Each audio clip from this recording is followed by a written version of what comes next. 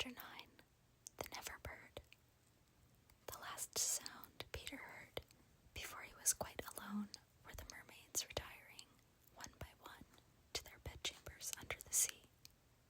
He was too far away to hear their doors shut, but every door in the coral caves, where they live, rings a tiny bell when it opens or closes, as in all the nicest houses on the mainland, and he heard the bells. Steadily the waters rose, till they were nibbling at his feet, and to pass the time until they made their final gulp, he watched the only thing on the lagoon. He thought it was a piece of floating paper, perhaps part of the kite, and wondered idly how long it would take to drift ashore. Presently, he noticed as an odd thing that it was undoubtedly out upon the lagoon with some definite purpose, for it was fighting the tide and sometimes winning. And when it won, Peter, always sympathetic to the weaker side, could not help clapping. It was such a gallant piece of paper. It was not really a piece of paper. It was the Neverbird, making desperate efforts to reach Peter on the nest. By working her wings in a way she had learned since the nest fell into the water, she was able to some extent to guide her strange craft. But by the time Peter recognized her, she was very exhausted. She had come to save him, to give him her nest, though there were eggs in it. I rather wonder at the bird, for though he had been nice to her, he had also sometimes tormented her. I can suppose only that, like Mrs. Starling and the rest of them, she was melted because he had all his first teeth. She called out to him what she had come for, and he called out to her what she was doing there. But of course, neither of them understood the other's language. In fanciful stories, people can talk to the birds freely, and I wish for the moment I could pretend that this were such a story, and say that Peter replied intelligently to the Neverbird.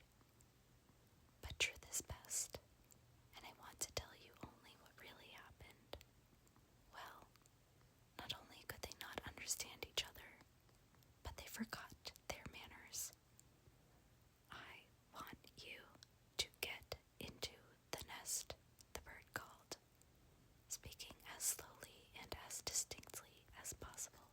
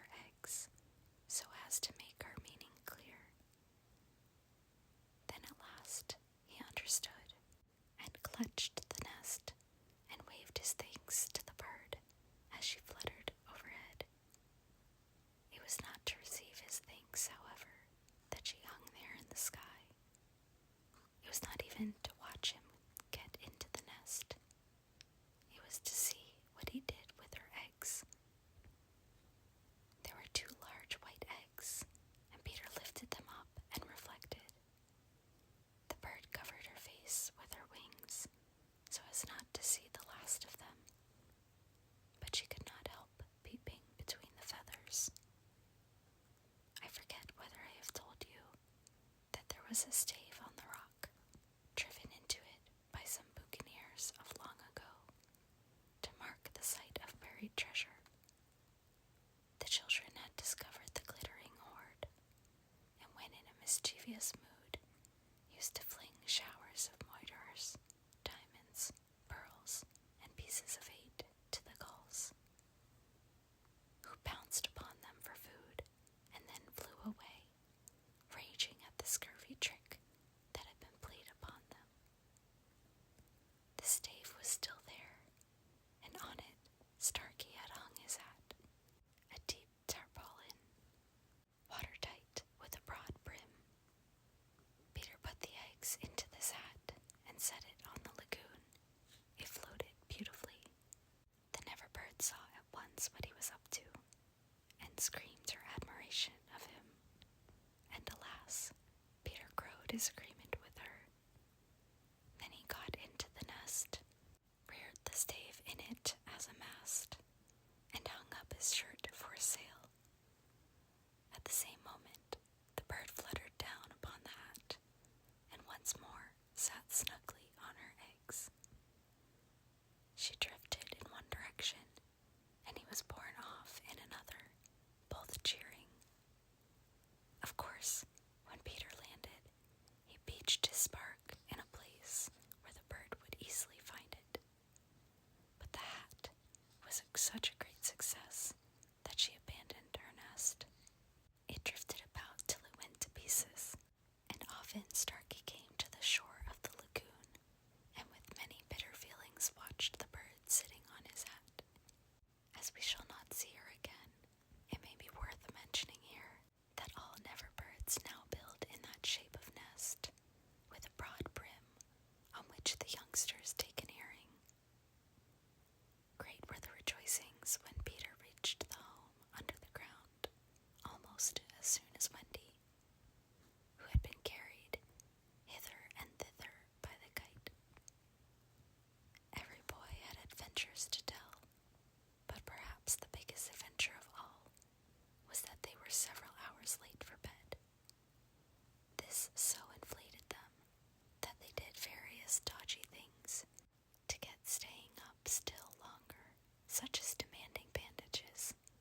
But Wendy, though glorying in having them all home again, safe and sound, was scandalized by the lateness of the hour, and cried, to bed, in a voice that had to be obeyed. Next day, however, she was